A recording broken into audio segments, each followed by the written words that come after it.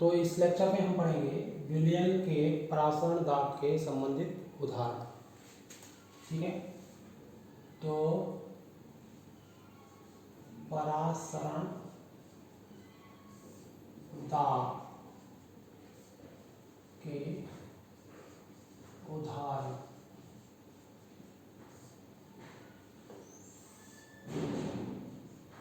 पहला उदाहरण है किशमिश का बनना।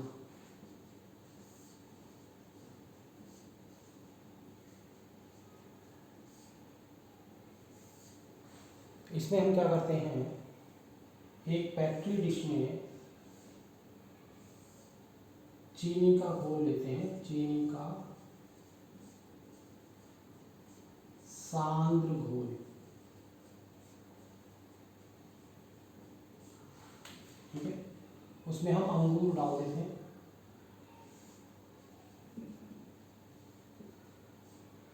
अंगूर के अंदर की जो सांद्रता होती है वो कम, और अंगूर के चारों ओर जो झिल्ली होती है वो कहलाती है अर्धपारगम झिल्ली।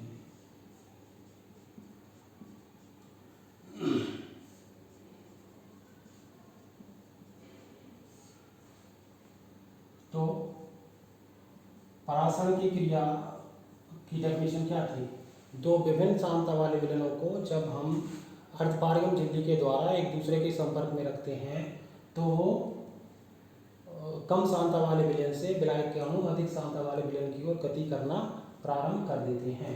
तो अंगूर के अंदर से विलायक के अणु चीनी के घोल में बाहर आना प्रारंभ कर देंगे, और अंदर के अंगूर के अंदर की विलायक जो होगा वो बाहर आने से अंगूर क्या हो जाएगा, पिछड़ जाएगा। और ये इस तरीके से आपको एक सिकुड़ा हुआ अंगूर, जिसे बाजार में किशमिश के नाम से बेचा जाता है, किशमिश में प्राप्त होगा। तो इसको आप लिख लेंगे कि सर्वप्रथम एक पेट्री डिश लेते हैं। पेट्री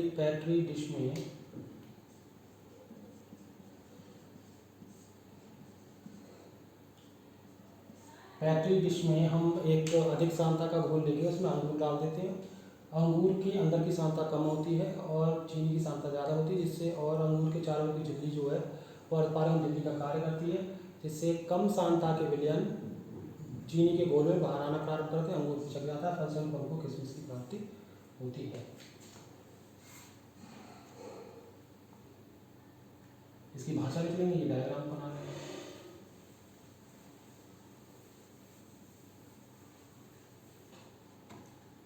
दूसरा एग्जाम्पल है अंडे के घोल को नमक के सांद्र विलयन में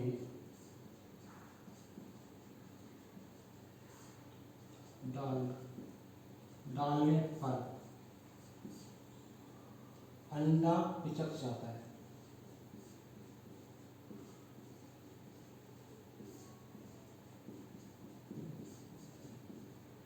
क्या सिकुड़ जाता है?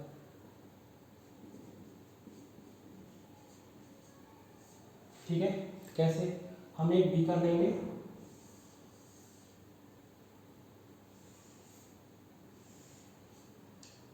बीकर में नमक का घोल लेंगे,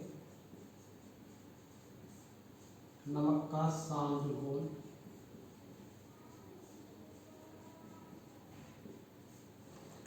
ठीक है। इसमें अंडे के ऊपर जो कैल्शियम कठोर जो आवरण होता है कैल्शियम कार्बोनेट का, उसको अम्ल में डाल के गला लेते हैं। तो जो झिल्ली रह जाती है अंडे की और उसके अंदर जो योक और एल्यूमिनियम रह जाता है, ऐसे अंडे को, झिल्ली वाले को, उसको आप इसके अंदर डाल देते हैं। ये झिल्ली हमारी करती है अर्धपारगम झिल्ली का कार्य।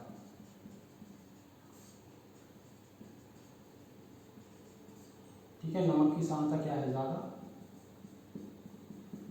दो विभिन्न सांद्रताओं के विलयन एक दूसरे के संपर्क में आ गए तो अब क्या होगा, परासरण की क्रिया प्रारंभ हो जाएगी। मतलब क्योंकि अंडे की सांद्रता कम है, नमक की सांद्रता ज़्यादा है, तो अंडे के अंदर से विलायक के अणु बाहर आना प्रारंभ कर देंगे, अंडा कर क्या हो जाएगा, सिकुड़ जाएगा।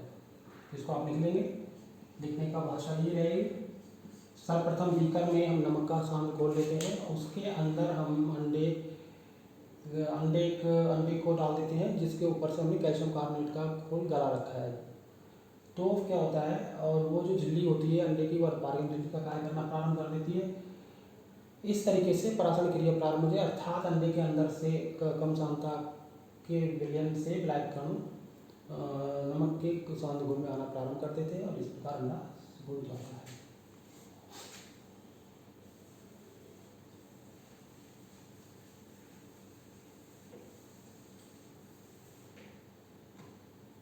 इसके बाद आता है परासरण दाब के उदाहरण में परासरण दाब के नियम।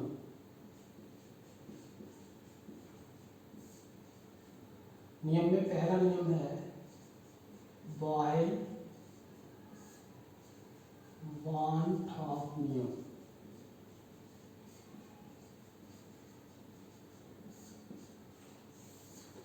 बॉयल वांट ऑफ नियम क्या कहता है? बॉयल वांट ऑफ नियम कहता है स्थिर ताप पर किसी विलयन की जो सांद्रता होती है उसके दाब के समानुपाती होती है।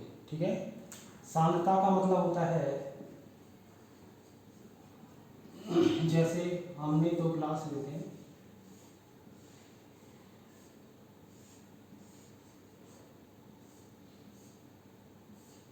इसमें जल लिया, इसमें जल लिया, इसमें 1 चम्मच चीनी डाली,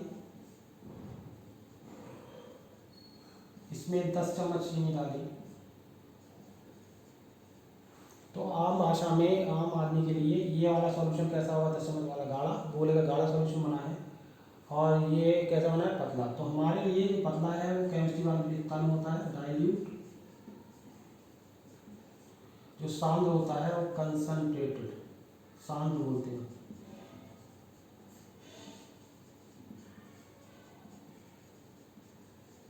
ओके, तो सांद्रता का शब्द यहाँ पे भी आ रहा है, दैट मीन्स ऐसे विलयन में विलय के अणु क्या है वो अधिक मात्रा में उपस्थित हैं।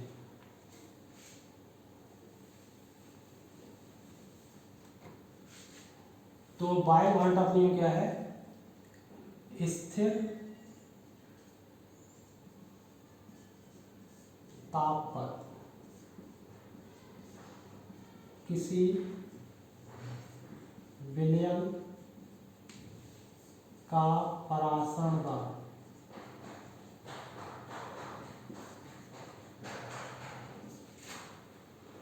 उसकी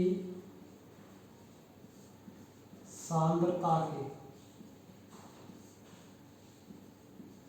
समानुपाती होता है।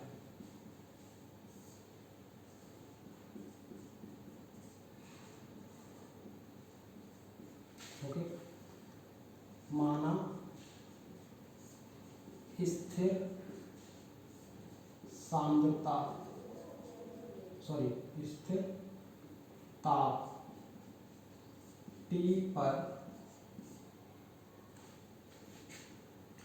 विलयन की सांद्रता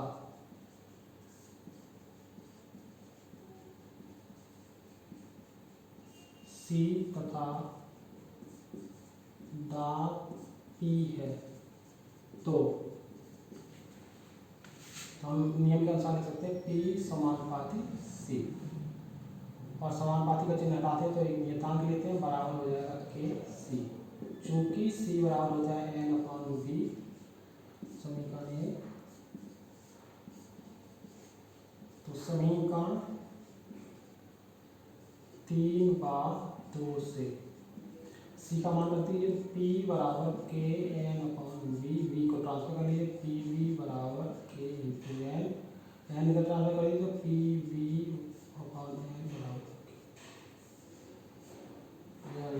बराबर तो PV/N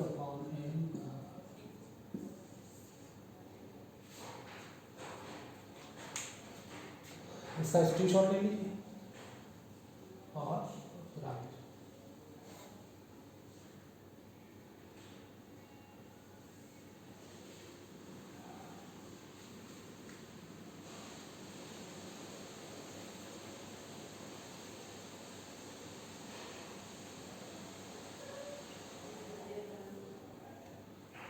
फिर है चार्ल्स वांट ऑफ नियम। स्थिर, वहां पर ताप स्थिर, यहाँ सांद्रता स्थिर, स्थिर सांद्रता पर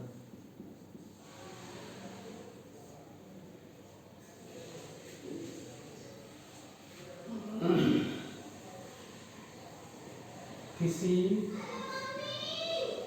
विलयन का परासरण दाब, किसी विलयन का परासरण दाब ताप के समानुपाती होता है।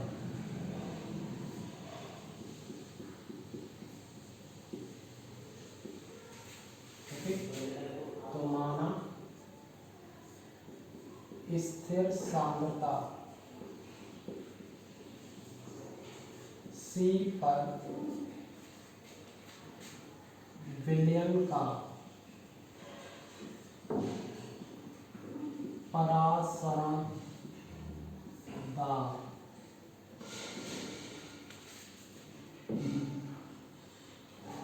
P व ताप T है, तो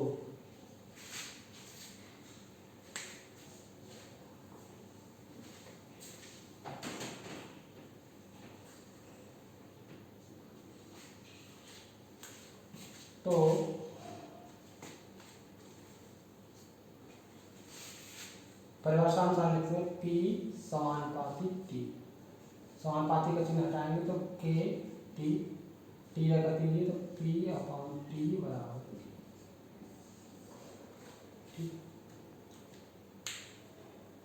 तो इस तरीके से इसका स्क्रीनशॉट ले लीजिए, ये 4 सवाल था।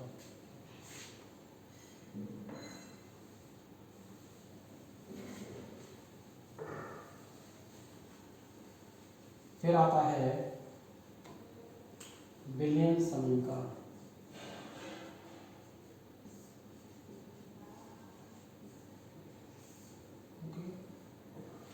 विलयन समीकरण क्या है? बायल क्वांटम नियम और चार्ल्स क्वांटम नियम को अगर हम संयुक्त कर देते तो हमको विलयन समीकरण प्राप्त हो जाती है। तो बायल क्वांटम नियम व चार्ल्स क्वांटम नियम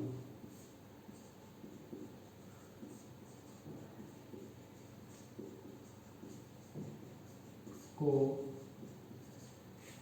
संयुक्त करने पर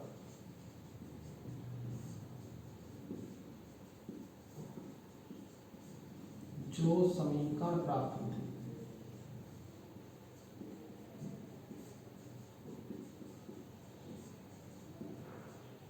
उसे विलयन समीकरण कहते हैं।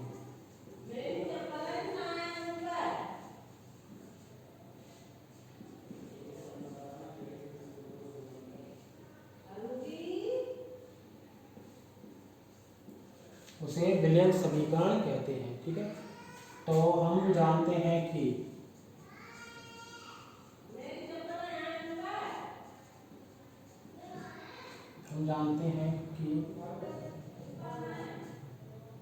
P समानुपाती C और P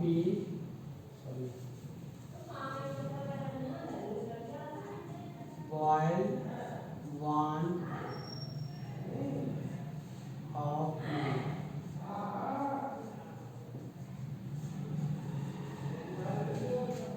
के अनुसार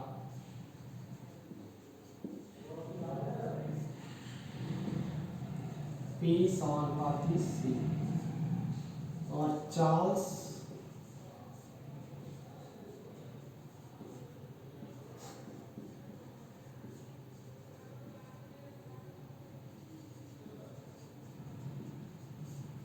P समानुपाती T। अब दोनों ही P के समानुपाती है C और T, तो हम दोनों को संयुक्त करेंगे तो हो जाएगा हमारा P समानुपाती सी टी। ओके, अब P समानुपाती क्योंकि सी टी है, समानुपाती का चिन्ह हटाओ तो क्या होगा, नियतांक नियतांक यहाँ पर लेंगे हम एस, तो जाएगा एस सी टी। तो समीकरण नंबर 3, समीकरण 4, चूँकि हम जानते हैं सी बराबर होता है एन अपॉन बी। ओके, तो हम इसको समीकरण नंबर 6 का, तो समीकरण 5 6 से, तो इसका हमने माना पी समानुपाती S N upon B T. ठीक है, बी को इधर कर दीजिए, तो पी बी बराबर एस एन टी। इसको हम ऐसे लिखते हैं पी बी बराबर एन एस टी। तीनों गुणा में है, कोई फर्क नहीं है ऐसे लिख लो, क्योंकि समीकरण का सही स्वरूप बुक में ही है पी बी बराबर एन एस टी। जैसे हमने गैस सेविंग का फर्स्ट में पढ़ा पी बराबर एन आर टी, तो केवल आर की जगह एस है। ठीक है, इसका स्क्रीनशॉट ले लीजिए, फिर आगे बढ़ो।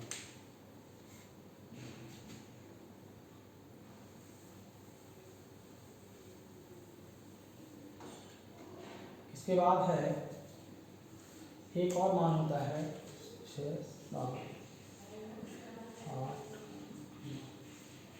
हम जानते हैं कि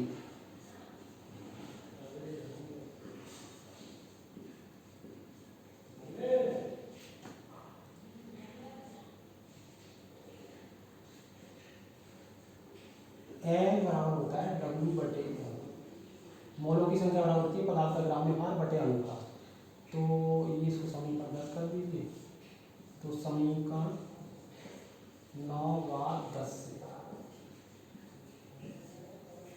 तो पी बी बराबर डब्ल्यू बटे एम एस टी। ठीक है, तो ये कंडीशन हमको कौन मिल गया, इसका न्यूमेरिकल आता है। कभी वो डब्ल्यू पूछ लेता है, कभी एम, कभी एस का मान, कभी टी का, कुछ भी पूछ सकता है। 2 3 4 5 6 मान है, 6 में से आपके 5 दिए होंगे, छठा पूछ सकता है। तो आप इधर उधर करके आप समान कुल मिला इसका, तो ये पराशर था आपके नियम, आपके वो थे खत्म हो गए। इसका न्यूमेरिकल आता है 2 नंबर का, तो आप इसकी प्रैक्टिस करेंगे आगे आगे लेक्चर में। इसका स्क्रीनशॉट ले लीजिए, फिर आगे।